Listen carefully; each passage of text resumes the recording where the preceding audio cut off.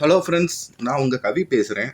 அதான் அந்த வீடியோவில் நம்ம எதை பற்றி பார்க்க போகிறோம்னா, வரக்கூடிய ராகுகேது பயிற்சி 2025 மே மாதம் ராகுகேது பயிற்சி ஆகுது. இந்த ராகுகேது பயிற்சி குறிப்பாக தனுசு ராசி, தனுசு லக்னக்காரங்களுக்கு என்ன மாதிரியான பலன்களை கொடுக்க போகுது அப்படின்றத தான் இந்த வீடியோவில் முழுமையாக பார்க்க போகிறோம். அதாவது தனுசு ராசியை பொறுத்த வரைக்கும் ராகு வந்து 3ஆம் இடம், அதாவது பாக்கியஸ்தானம். 9ஆம் இடத்துல கேதுவும் வரக்கூடிய காலகட்டம். இதனால அடுத்த 1.5 வருடம் எப்படிங்க இருக்கும் அப்படின்னா சிறப்பான காலகட்டம். தனுசு பொதுவாகவே ஆன்மீகத்துல ரொம்ப ஈடுபாடு கொண்டவங்க. அதாவது இந்த தனுசு ராசிக்காரங்க அல்லது தனுசு லக்னத்துல பிறந்தவங்க ரொம்ப ரொம்ப ஆன்மீகத்துல அதிக ஈடுபாடு கொண்டவர்களாக தான் இருப்பாங்க. நிறைய கோவில் குலம் என்று சுத்துறதுல நிறைய ஆர்வம் உண்டு இவங்களுக்கு. இப்ப உங்களுக்கு பாகிஸ்தானத்துல கேது 9ஆம் இடத்துல கேது வர்றதுனால, அதாவது அடுத்த 1.5 வருடம் அதனால என்ன நடக்க போகுது அப்படின்னா அதிகப்படியான ஆன்மீக தேடல் நடக்க போகுது. நிறைய பேர் கோவில் குலம்னு இன்னும் அதிகமாக சுத்துவீங்க.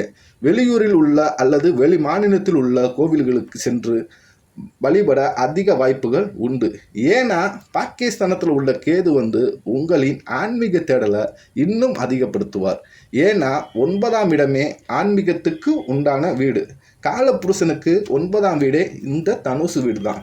அதனால தான் நார்மலாகவே தனுசு ராசிக்காரங்க, தனுசு லக்னக்காரங்க ஆன்மீக ஈடுபாடில் அதிகமாக ஈடுபாடு கொண்டவங்களாக இருப்பீங்க. இப்போ பாகிஸ்தானத்தில் கேது வர்றதுனால இவ்வளவு நாள் ஏதோ ஒரு குருவை தேடி போய்கிட்டு இருந்திருப்பீங்க.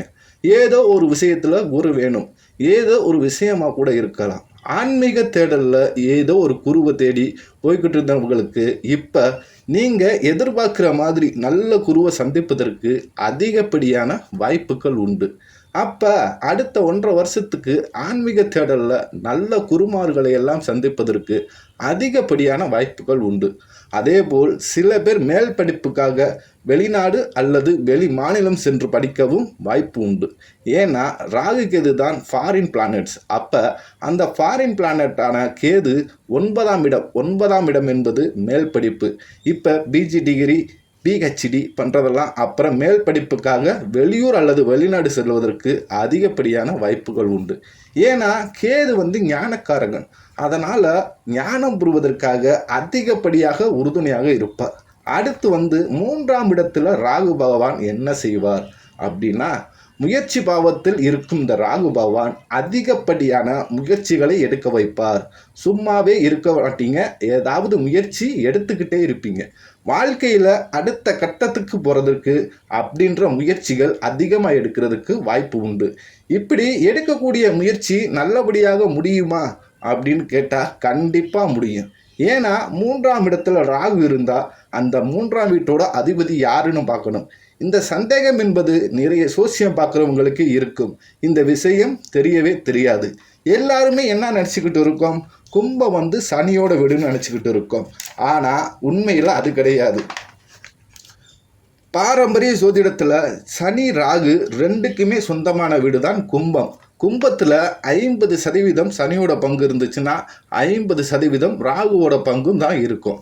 அதுதான் மகரத்துக்கும் கும்பத்துக்கும் இருக்கும் வித்தியாசம். மகரம் வந்து முழுசாக சனியோட வீடு. ஆனால் கும்பராசிக்கு ராகுவும் வருவார், சனியும் வருவார். 3ஆம் இடத்துல அதிபதியே 3ஆம் வீட்டிலே இருப்பதனால அதிகப்படியான முயற்சியை எடுக்க வைப்பார். சும்மாவே இருக்க முடியாது. ஏதாவது வாழ்க்கையில் முன்னேற முயற்சியை எடுக்க வைத்து கொண்டே இருப்பார் இந்த ராகு பகவான் தனுசு ராசிக்காரர்களுக்கு. அது மட்டும் இல்லாமல் 3ஆம் வீடு நெட்வொர்க். உங்களுடைய நெட்வொர்க் விரிவடையும். அதாவது ஃப்ரெண்ட் சர்க்கிள், சோசியல் நெட்வொர்க், இது எல்லாமே விரிவடையும். அப்போ அதன் மூலமாகவும் லாபங்கள் பெருகும். இந்த மாதிரியான விஷயங்கள் எல்லாமே ராகு பகவான் 3ஆம் வீட்டில் இருந்து செய்வார். அது மட்டும் இல்லாமல் 3ஆம் வீடு என்பது வீரியஸ்தானம், தைரியஸ்தானம். தைரியமும் அதிகரிக்கும், வீரியமும் அதிகரிக்கும். இது எல்லாமே தனுசு ராசிக்காரர்களுக்கும் தனுசு லக்னத்தில் பிறந்தவர்களுக்கும் அடுத்த 1.5 வருடம் இந்த ராகு கேது கொடுக்கக்கூடிய பலன்களாகும்.